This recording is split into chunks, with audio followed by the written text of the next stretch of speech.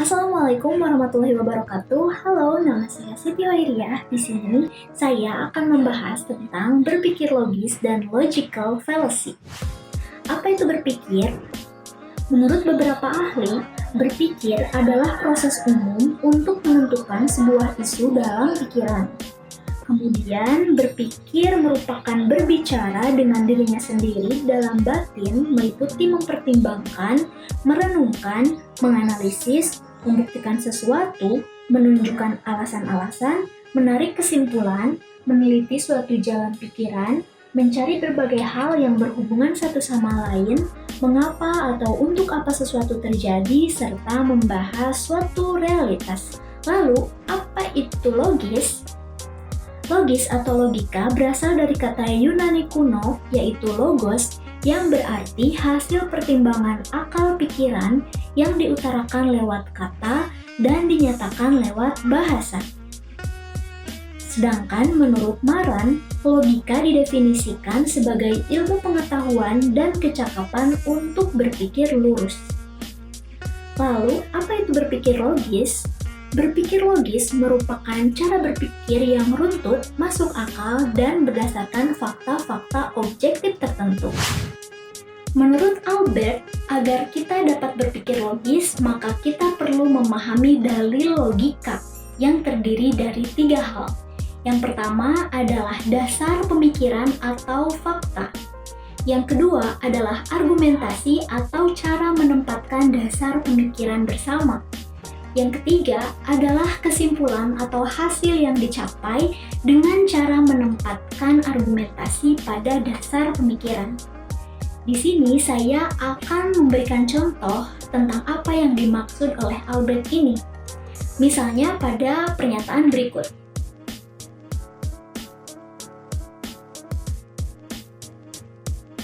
Kemudian yang menjadi faktanya adalah 2 pernyataan pertama. Yakni 1, Sitin memerlukan uang sebesar Rp50.000 untuk membeli sebuah kaos. Yang kedua adalah saat ini Sitin hanya memegang uang Rp30.000. Nah, kemudian diberikanlah argumentasi ataupun juga sekaligus kesimpulan di sini bahwa dibutuhkan Rp20.000 lagi agar Sitin dapat membeli kaos tersebut. Rp20.000 adalah argumentasi yang diberikan dari hasil perhitungan antara selisih uang yang diperlukan dengan uang yang dimiliki.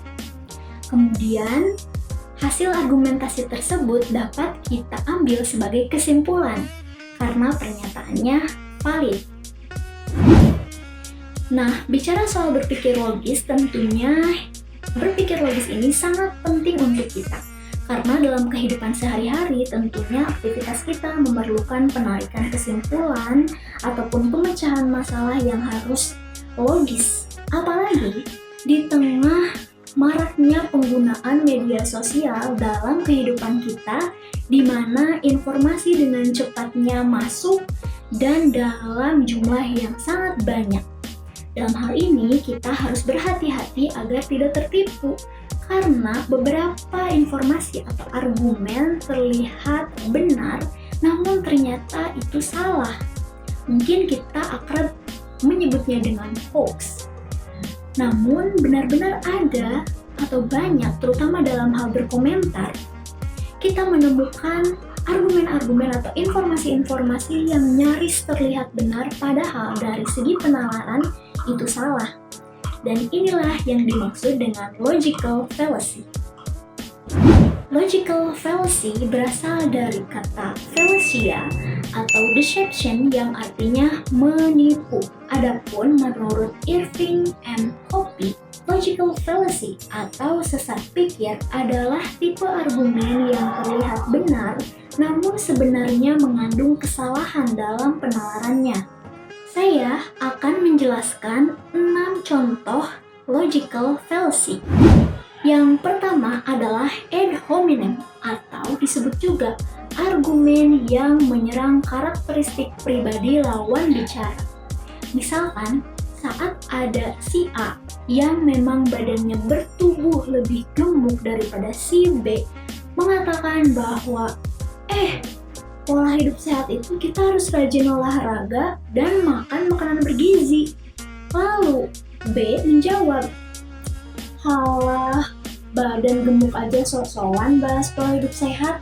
Di sini alih-alih menanggapi argumen dari si A, si B malah menanggapi kondisi fisik si A yang gemuk. Padahal secara konten dari percakapan adalah tentang membahas pola hidup sehat. Dan yang dikatakan oleh A itu betul, bahwa pola hidup sehat memang salah satunya harus dijalani dengan rutin berolahraga dan makan makanan bergizi. Yang kedua adalah argumentum ad populum. Sesat pikir ini adalah ketika suatu argumen dianggap valid atau benar karena lebih banyak orang yang menyetujuinya. Seorang bijak berkata bahwa two wrongs don't make right, atau ketika dua orang sama-sama melakukan hal yang salah, itu tidak menjadikan hal itu benar. Sama halnya dengan ada jutaan orang yang mendukung suatu argumen atau premis yang salah, lantas tidak menjadikan argumen tersebut menjadi benar. Argumen tersebut tetaplah salah. Misalkan saat ada orang yang melanggar lalu lintas dengan tidak memakai helm, lalu orang tersebut berdalih, lah itu banyak kok yang gak pakai helm. Di sini argumen dari pelaku pelanggaran lalu lintas tersebut tidak bisa dibenarkan karena kita sudah tahu bahwa sudah disepakati oleh aturan umum bahwa memakai helm itu termasuk tertib lalu lintas demi menjaga keselamatan kita. Yang ketiga adalah hasty generalization atau overgeneralization. Sesat pikir ini adalah ketika seseorang terlalu cepat mengambil generalisasi dari sampel yang kecil dan tidak representatif. Misalnya saja saat ada seorang perempuan yang sudah 3 kali menjalin hubungan asmara dengan 3 laki-laki yang berbeda, namun ketiga-tiganya kebetulan memiliki kisah asmara yang buruk. Lalu kemudian perempuan tersebut berpikir bahwa, semua laki-laki sama aja. Tentu kita tidak bisa seperti itu karena 3 laki-laki yang dipacari atau yang menjalin hubungan dengan perempuan tersebut itu belum tentu mewakili seluruh karakteristik populasi laki-laki yang ada di seluruh dunia. Oleh karena itu terlalu cepat mengambil keputusan termasuk sesat pikir yang ketiga. Keempat adalah post hoc ergo propter hoc. Ini adalah sesat pikir ketika seseorang salah dalam mengambil keputusan dari suatu hubungan sebab akibat. Misalnya saja, Udin itu selalu memakai suatu cincin ketika dia tes masuk perguruan tinggi atau ujian-ujian. Nah, kemudian dengan kebetulannya, dia selalu lulus ketika memakai cincin tersebut secara kebetulan. Akhirnya Udin berpikir bahwa, saya lulus karena saya pakai cincin ini. Artinya cincin ini sakti bagi saya. Jelas, pemikiran dari Udin itu adalah tidaklah logis karena yang membuat kita sukses tentu adalah jerih payah kita sendiri. Kelima adalah slippery slope. Sesat pikir ini ialah ketika seseorang salah dalam mengambil keputusan dari argumen yang terdiri dari banyak pernyataan.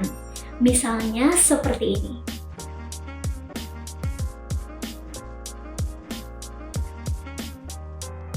Kesimpulan tersebut jelaslah tidak logis karena di sini nampak tidak adanya keruntutan dalam berpikir.